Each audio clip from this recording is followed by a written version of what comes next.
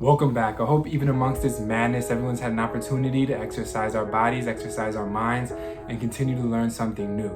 These last few weeks have been an amazing learning opportunity for many people. I'm seeing more people learning and posting about civil liberties injustices in America, such as Emmett Till, Rodney King, Tulsa, Oklahoma, Black Wall Street, etc.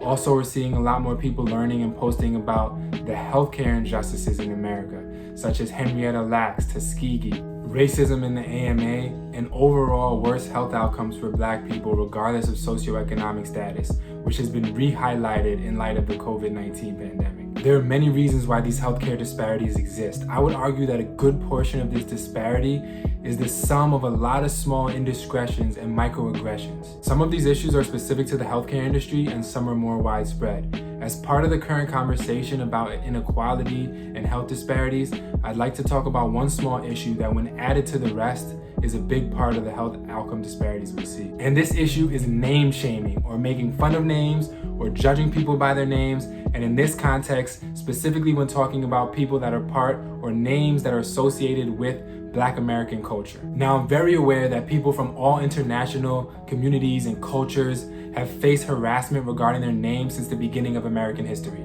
I like to talk about names that are associated with Black American culture specifically for this conversation because far too often those types of names are associated also with crime, lack of education, lack of intelligence, just things that just make absolutely no sense. Before the Black Power movement of the 1970s, Black and white American families actually named their kids very similarly. It wasn't until during this time period that Black American families started wanting to create a new identity representative of this young, beautiful, vibrant culture that is Black American culture. When we talk about Black American modern culture in this context, we're talking about the culture that started on the plantations, when their religion, music, traditions, and names were stripped from them and they had to start anew. This culture was forged through 250 years of slavery, 90 years of Jim Crow, 60 years of separate but equal. At most, this culture is 400 years old, making this a very new culture. Most of the names that we're talking about that became popular in the 1970s are only about 50 years old. Now compare this to Anglo-Saxon Christian culture, which has been around for thousands of years, and even longer for Asian and South Asian and African cultures. But that does not give us any right to delegitimize these names. In fact, it's xenophobic to do so. Now, the novelty of these names is only a small part of why these names have stigma. Remember, when we look at names that are new and associated with white culture, the stigmas are much different than the newer names in history that are associated with Black culture. For example, the names Tanner, Wyatt, Cody, Dustin have much less stigma, though are about the same age as names like Darnell, Malik, Trayvon, Tyrone.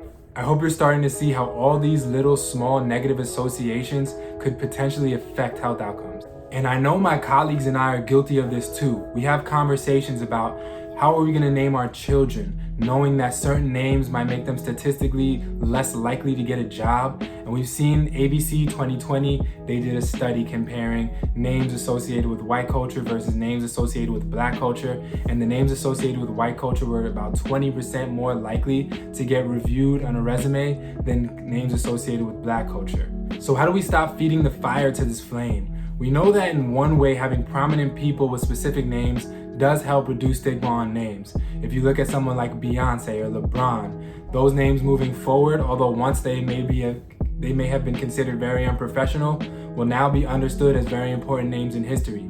However, it's very dangerous to say that the only way to legitimize a name is to have someone important with that name. Your status in society should not affect how you're viewed as a person or how you're viewed by your name.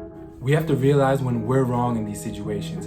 If you look at a name of any kind and you say, oh, this is weird, then you have to realize that you are part of the problem. You're gonna have to intentionally do something to overcome your bias. You're gonna have to give that resume a second and a third look. You're gonna have to give that patient a second and a third look. Give them the benefit of the doubt. Because if you think that you can walk around and overcome your unconscious bias without intentionality, you're making a grave, grave mistake. Hope everyone learned at least one thing today. Thank you for being here. Thank you for watching. Have a beautiful day.